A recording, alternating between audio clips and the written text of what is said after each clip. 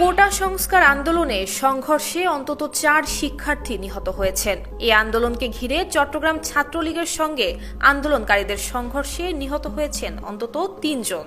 এছাড়া রংপুরে বেগম রোকেয়া বিশ্ববিদ্যালয়ের শিক্ষার্থী আবু সাইদ পুলিশের সঙ্গে সংঘর্ষে নিহত হন।